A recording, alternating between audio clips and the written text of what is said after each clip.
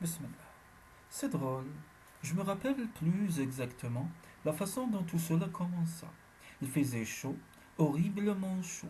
Tellement chaud que malgré la fenêtre large ouverte sur la nuit claire et les grands arbres immobiles, on étouffait dans la pièce comme dans un grenier en plein midi.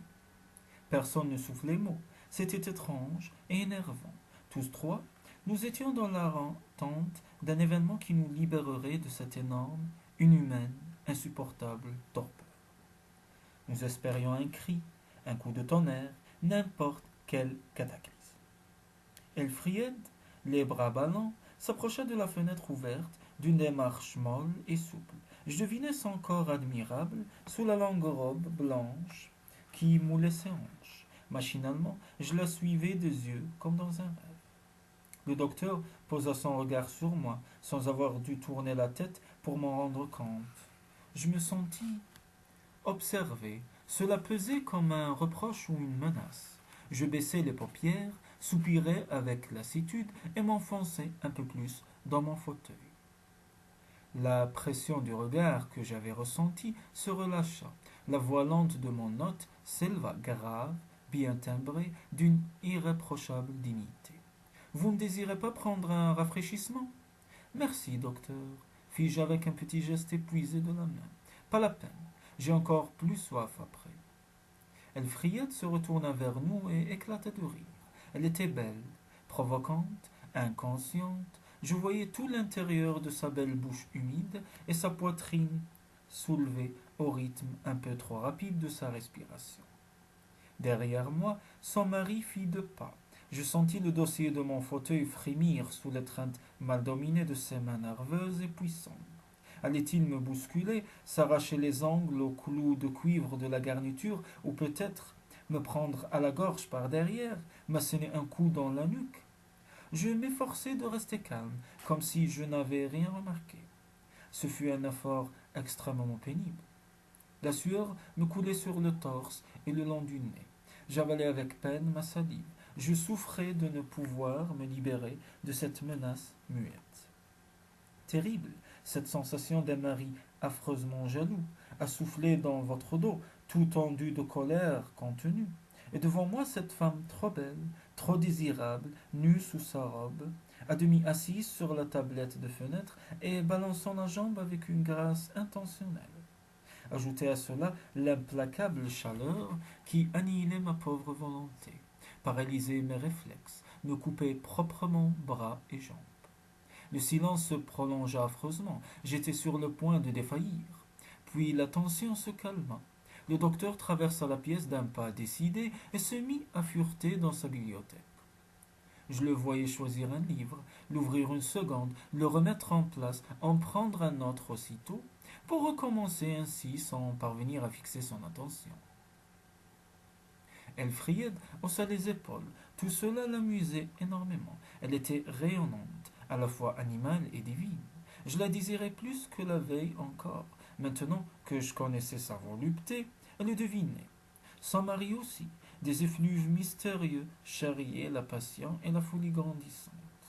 Elfriede me sourit, me fit un signe, la tête légèrement portée de côté. Je crus comprendre qu'il s'agissait d'aller l'attendre au jardin. J'étais haletant. Je redoutais que le docteur n'ait surpris le manège. Il nous tournait le dos. Il se haussait sur la pointe des pieds pour atteindre un volume haut placé. Il avait une drôle de petite tête étroite, les oreilles décollées, vues de derrière, quelque chose d'enfantin et de méchant. Et cependant, il était large d'épaules, très carré, un peu simiesque à cause de ses bras trop longs. Je me levai lentement, prenant appui sur les accoudoirs du fauteuil, comme un qui va s'en aller sur la pointe des pieds, très discrètement. C'était inconscient, car je ne pouvais espérer me retirer ainsi. Vous sortez? Fit le docteur très calme, un livre à la main, sans se retourner. Oui, j'étouffe ici. Allez donc, mon cher. Sa voix tremblait. Il devait souffrir et se dominer. Cet homme remarquable, que j'admirais faute de l'aimer, ne doutait plus à présent de son infortune. Je fis deux pas en avant, hésitant. Allais sortir ainsi en dissimulant mal mon insolent triomphe? Allais-je au contraire venir à lui, la main tendue, et lui dire dans les yeux, pardonnez-moi, je m'en vais, vous n'avez rien à craindre, je ne me trouverai jamais plus sur votre route. Je savais qui regarder, d'Elfriede ou de son mari, la conquête et le devoir, le triomphe et le sacrifice. Le bonheur peut-être et le renoncement.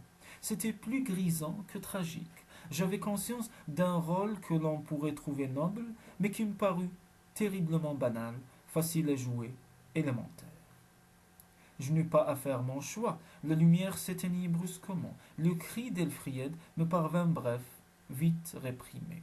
Je distinguai sa silhouette blanche devant la fenêtre. Pourquoi diable, elle est là, le docteur avait-il tourné l'interrupteur? Je me souvenais très bien à présent d'avoir entendu le petit claquement sec, très caractéristique. Vivement, je portai mon regard vers la bibliothèque. J'eus le temps, dans la pénombre, de le voir qui tournait sur lui-même, glisser derrière et s'affaler lourdement avec un gémissement sourd.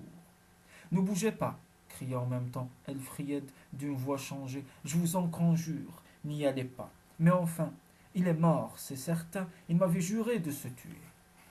C'était affreux. Elle et moi immobiles, horrifiés, coupables, avec cet homme entre nous désormais. Dans le silence, je percevais un gargouillis significatif, du sang qui coulait d'une large plaie, puis un râle lent et profond, une respiration qui cherchait à se retrouver. Le docteur avait dû se trancher la gorge. Près de la masse sombre de son corps, dont les derniers soubresauts avaient cessé, je voyais luire une lame d'acier, l'arme dont il s'était servi. Alors soudain, avant que j'aie fait un geste, quelque chose passa devant moi, très rapidement. Une forme imprécise et nuageuse, un reflet peut-être, un rayon de lune blafarde, qui le dira jamais. Elfriede, toujours à la fenêtre, poussa un lent appel inarticulé qui me tira de ma torpeur. Ce n'était plus un cri de surprise, mais d'horreur. Sorte de glapissement inhumain qui s'arrêta brusquement au plus haut de sa montée sonore. Terrifiante seconde, la lune éclairait à présent la pièce. Je pus, d'un seul coup, mesurer l'étendue de la tragédie. Près de la bibliothèque, le cadavre égorgé du docteur, tel qu'il me restait en mémoire, mais à la fenêtre, masse blanche, encore tiède, sur laquelle je me lançai désespéré.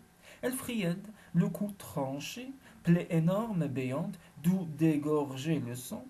Et moi, là devant, atterré, impuissant, horrifié, soulevant ses cheveux défaits pour les préserver de cette souillure. Dernière chose vivante d'une femme aimée, où je retrouvais encore son parfum. Puis, hagard, inconscient, ramassant un couteau de chasse à la lame affilée, le mien, je le reconnus alors, signant par ce geste imprudent le double meurtre que je n'avais pas commis.